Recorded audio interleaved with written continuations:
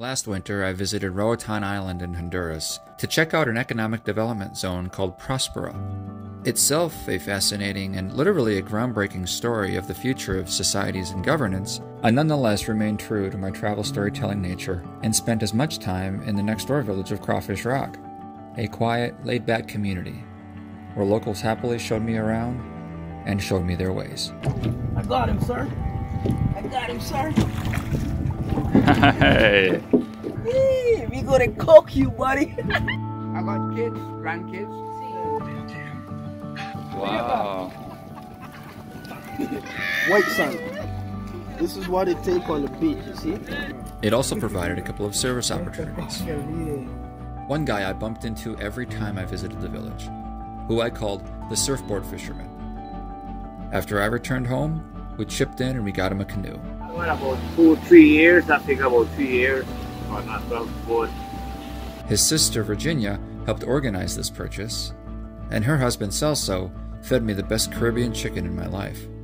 Virginia also let me know about the needs at their school, so after the canoe, I put out the call, and we also got the students new backpacks. Fast forward 1 year. I'm returning to Prospero, and this time, I'm returning to Crawfish Rock prepared. I asked Virginia, what would you like me to bring from the States? School supplies. Books, she emphasized. You got it. I had all the supplies and was ready to go. And then... So it's the morning of my trip. I'm yet to pack everything in my suitcases. All the school supplies, all the stuff I'd gotten from Target, from cash donations. And I hit the road. I have to run to the airport. I have to run to my friend's house who's taking me to the airport. First, I have to stop at the bank. I have to get the cash donations. And by the time I get to my friend's place, yeah, it's tight, but I don't think too much of it. I've flown quite a few times. I'm not a big deal. We get to the airport, and I roll my suitcases up to the counter where they're going to check them in, put them on the scale, put them on the conveyor belt, get them on the plane, and off we go. And the woman behind the counter just shrugs her shoulders and says, "Oh, I'm sorry, you're too late." And, you know, I can't process that. So it's the obligatory, well, you know, who can you talk to? Who can you know, I've got supplies that are headed down there for the schools and the kids down there. And she says, I can't do anything. You have to be here within an hour on an international flight. And it's 53 minutes, so you're 7 minutes too late. I'm sorry. The computer doesn't let me even access that flight anymore to check you in. It locks me out. I can't do anything about it. But she goes and she walks back to a phone on the wall, picks it up, calls, and just comes back shrugging her shoulders again. I don't know what to tell you. She said, I'm sorry. You're checked in, she said. You can fly, but I can't check in these bags. So then I'm stuck. I'm like, now it hit me. This isn't happening. So what am I gonna do?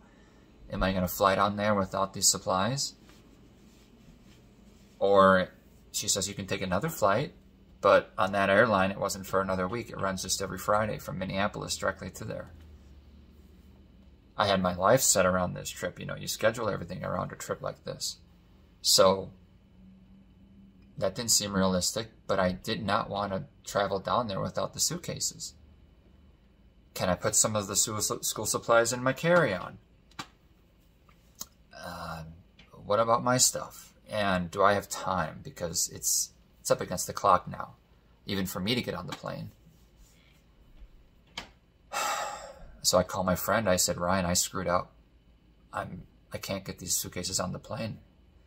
I don't know what to do. He's like, well, I'm turning around. I'm going to come back. And I go, okay. So I was either going to have Ryan take the suitcases or take me and the suitcases.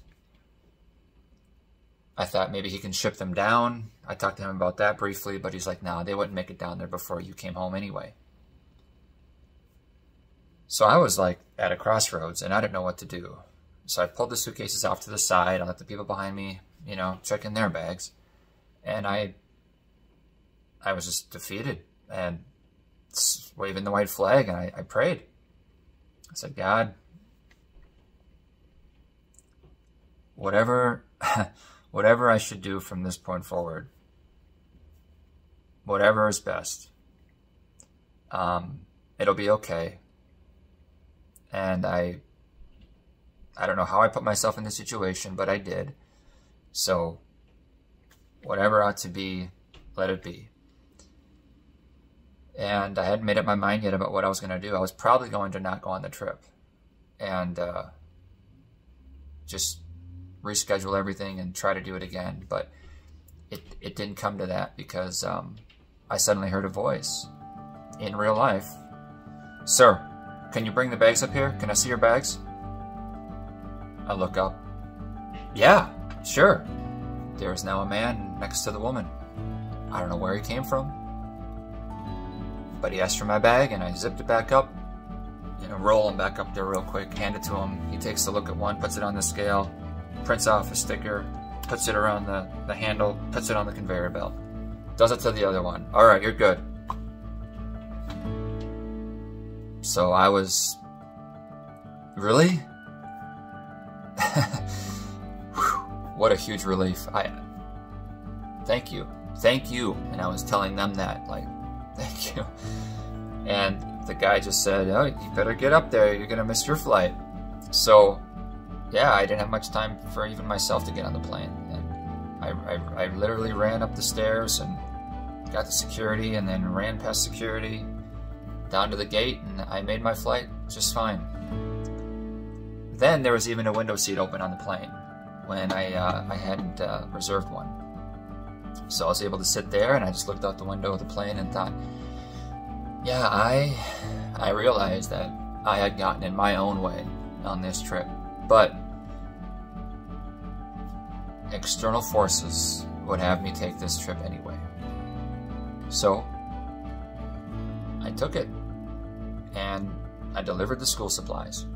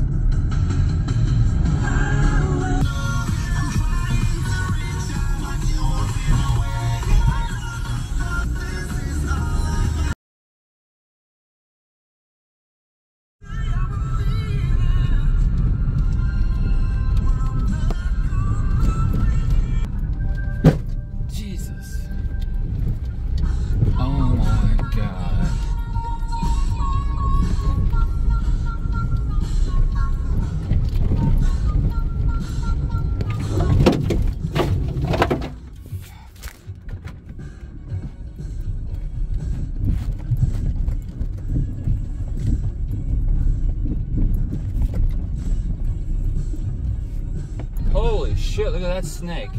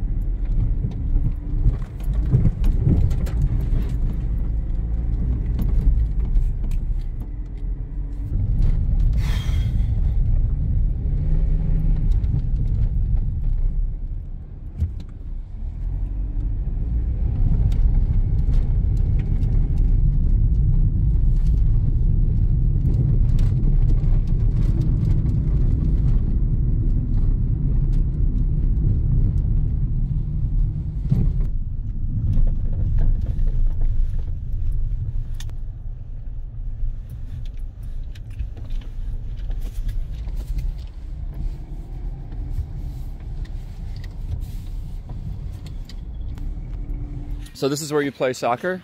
football? There's stuff around the field there. Get me the line, bro. Oh, hi.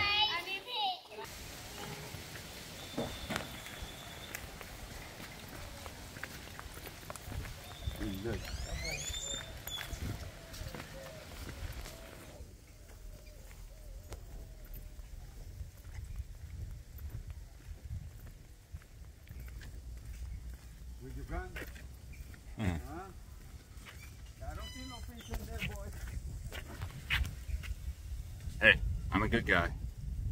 Hey, I'm a good guy. I'm a good guy. I am. No, no. No, no. Oh, there she is, right?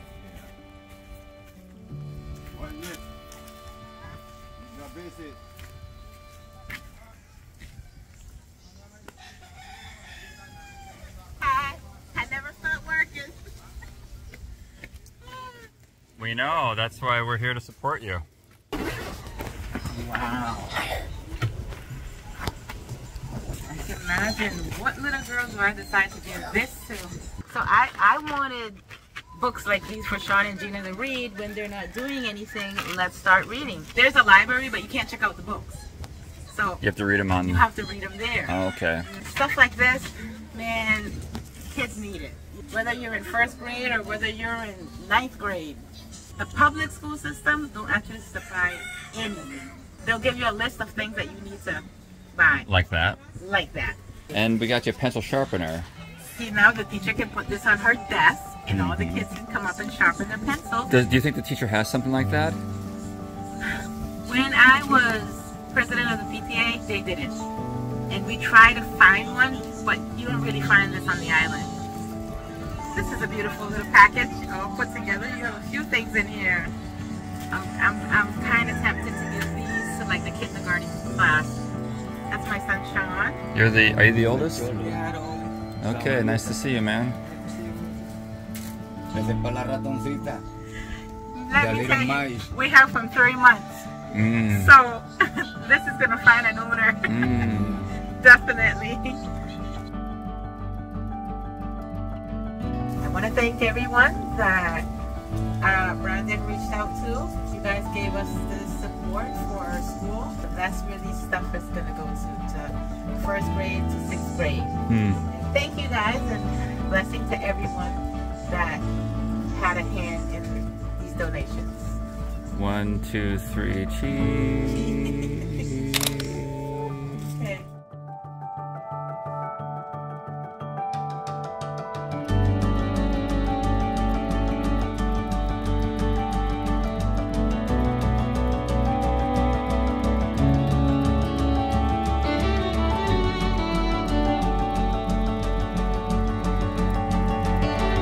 Quite a lot of fish today.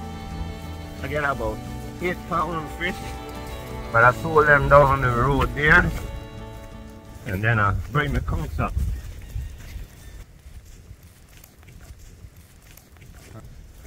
So you've been using it now for about a year? Oh yeah. From I bought it, and my sister told you I bought it. Yep. From there, I've been using it. So do you leave it here overnight? Yeah. Right here? Yeah, right. You'll go out again tomorrow? Yeah. That's what I do for a living. Fish, dive, you know. Yeah. What do you do when you're not fishing? Nothing. Relax? Yeah. I mean, this is paradise, so you probably just relax, huh? Yeah, just relax.